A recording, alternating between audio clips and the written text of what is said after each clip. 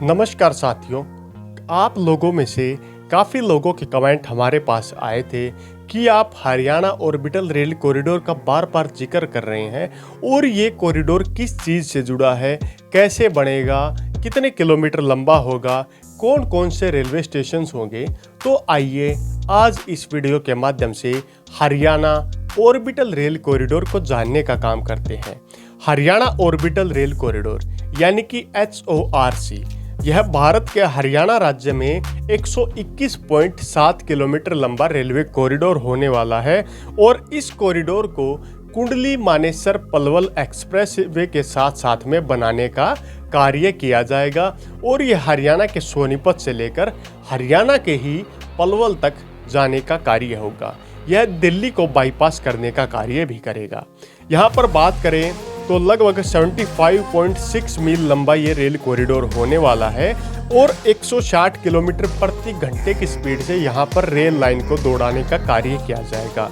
ये railway line का जो कॉरिडोर है वर्तमान में निर्माणाधीन ट्विन ट्रैक रेलवे कॉरिडोर परियोजना है जो दिल्ली के पश्चिम हिस्से के साथ साथ में वेस्टर्न पेरिफेरल एक्सप्रेसवे के साथ साथ में बनाने का कार्य किया जाएगा। यह हरियाणा के शहरों सोहना, मानेसर, खरखोदा के माध्यम से पलवल को सोनीपत तक जोड़ने का भी कार्य करेगा और पलवल, पातली, दिल्ली रेवाड़ी लाइन, सुल्तानपुर, गढ़ी हरसरू फरूखनगर रेलवे लाइन, आसोदा के नज़दीक दिल्ली रोहतक रेलवे लाइन और हरसाना कला जो कि सोनीपत के आसपास दिल्ली से लेकर के अंबाला वाली रेलवे लाइनों को भी कनेक्ट करने का काम करेगा, क्योंकि कोई भी रेलवे लाइन सीधे तरीके से जाती है और ये रेलवे लाइन एक तरीके अर्धचंदाकार के रूप में दिल्ली के चारों तरफ बढ़ाने का कार्य किया जाएगा। इस लाइन पर अगर दिल्ली से रेडियल रूप से चलने वाली रेलवे लाइन को जोड़ने का कार्य करेगा। यह पलवल रेलवे स्टेशन के पास पेर्थला में वेस्टर्न डेडिकेटेड फ्रंट कॉरिडोर से भी जुड़ेगा। यह प्रतिदिन 20,000 यात्रियों और 50 MTAP वाहनों कार्गो को भी परिवहन करने का कार्य करेगा। ये प्रोजेक्ट इसके निर्माण की अगर बात करें, इसके निर्माण की वर्तमान स्थिति यह भारतीय रेल और हरियाणा सरकार के सहयोग से मिलकर तैयार किया जा रहा है। हरियाणा के अंदर पलवल और सोनीपत को कनेक्ट करने का काम करेगा। यहाँ पर यात्री और सामान को आदान प्रदान के लिए मालगाड़ियों को चलाने का भी काम होगा। इसको ऑपरेट करने के लिए हरियाणा रेल अवसंरचना डिपार्टमेंट HORC द्वारा इसका निर्माण कार्य किया जा रहा है और इसे ऑपरेट की अनुमानित अगर मेट्रो सवारियों की बात करें तो यहाँ पर 20,000 के आसपास प्रतिदिन सवारियां एक स्थान से दूसरे स्थान पर यात्रा करेंगे। इसकी दिशा 121.7 किलोमीटर रहने वाली है और हरियाणा निर्माण की अगर इसकी बात करें तो Haryana rail infrastructure development corporation rail मंत्रालय हरियाणा सरकार के माध्यम से हरियाणा राज्य औद्योगिक इंफ्रास्ट्रक्चर डेवलपमेंट कॉरपोरेशन के सहयोग से इस कॉरिडोर का निर्माण कार्य किया जा रहा है और 2025 तक इसकी डेडलाइन दी गई है। सरकार की अगर बात करें, सरकार की आर्थिक मामलों में कैबिनेट समिति भारत सरकार ने सितंबर 2000 में इस परियोजना के लिए 5,617 करोड़ रुपए की लागत यानी कि $, में बात करें तो $700 मिलियन की राशि स्वीकृत की थी। इसमें 23 जल पुल, नहरों पर 25 मुख्य पुल और पुलियों पर छोटे 195 पुल बनाने का कार्य किया जाएगा और 3 रोड फ्लाईओवर, 2 रोड ओवरब्रिज और 153 रोड अंडर ब्रिज भी बनाने का कार्य किया जाएगा। यह अरावली सुरंग को भी क्रॉस करने का कार्य करेगा। Haryana orbital railway Aravalli tunnel, जिसे होरा टनल के नाम से जाना जाता है, 1088 करोड़ रुपए की लागत से 4.69 किलोमीटर लंबी 25 मीटर ऊंची डबल लेन सुरंग बनाने का कार्य किया जाएगा ताकि एक ही समय में 2 रेलों को इस कॉरिडोर के माध्यम से क्रॉस करवाने का कार्य किया जा सके। यहाँ पर अगर बात करें जुलाई 2022 में इसके लिए आमंत्रित बोलियां लगाई गई थी, उस समय 2026 तक इसका टारगेट पूरा किया गया है।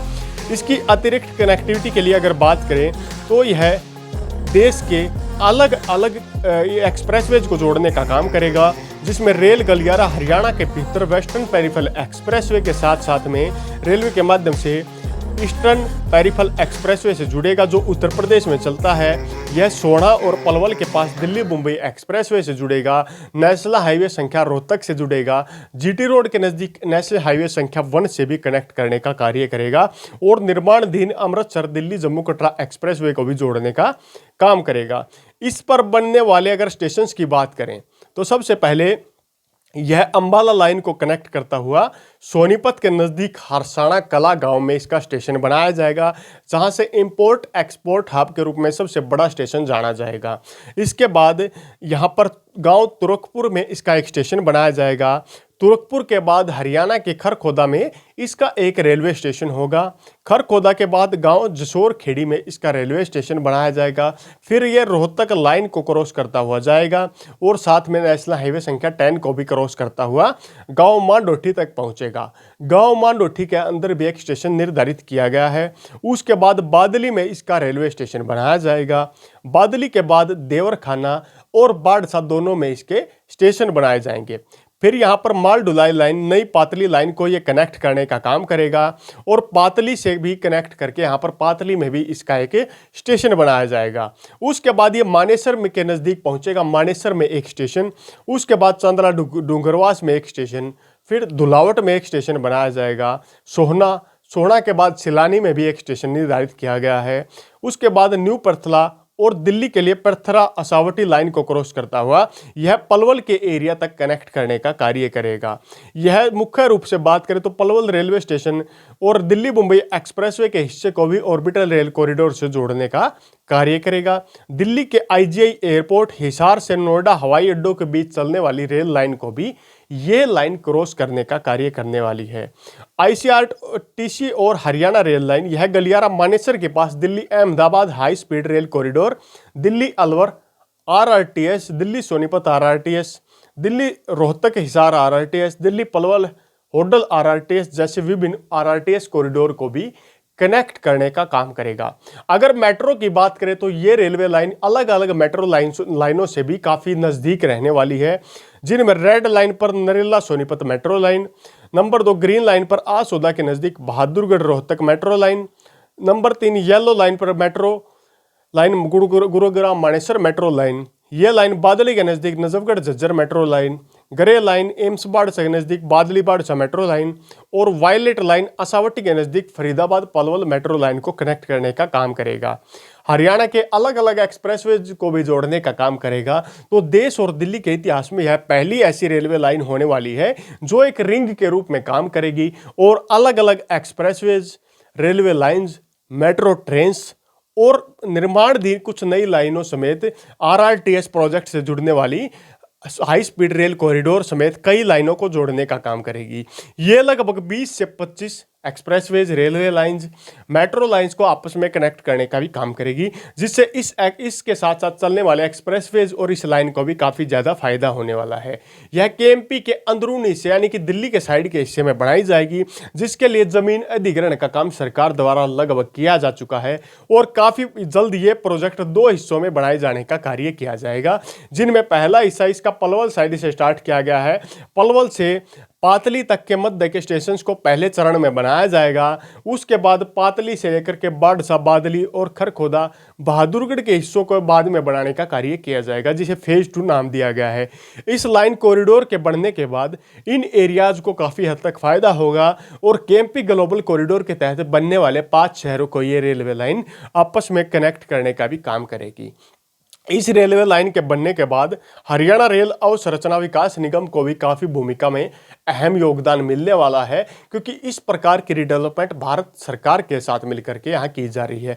इस कॉरिडोर को कुछ जगह पर अलग अलग तरीके से डेवलप करने का काम किया जाएगा। ये जो रेलवे कॉरिडोर होगा, इस कॉरिडोर को कई जगह पर भूमिगत रेलवे के रूप में, कई जगह पर सुरंगों के अंदर से क्रॉस करके और कई जगह पर रोहतक में जिस प्रकार रेलवे लाइन को शहर के ऊपर से गुजारा गया है, जहां से नीचे से वाहन चलते हैं और रेलवे लाइन ऊपर की तरफ शिफ्ट हो जाती है, उसी तरीके से भी बहादुरगढ़ के कुछ एरिया में से शिफ्ट करने का काम किया जा सकता है, ताकि मास्टर प्लान में किसी प्रकार की रुकावट देखने को न मिले। इसी के साथ अगली वीडियो तक आप लोगों से विदा लेते हैं। अगर आपको ये वीडियो पसंद आई, वीडियो को लाइक करें, शेयर करें, साथ में चैनल को सब्सक्राइब करना बिल्कुल न भूलें। इसी के साथ अगली वीडियो तक आप लोगों से विदा लेते हैं। तब तक के लिए जय हिंद, जय भारत।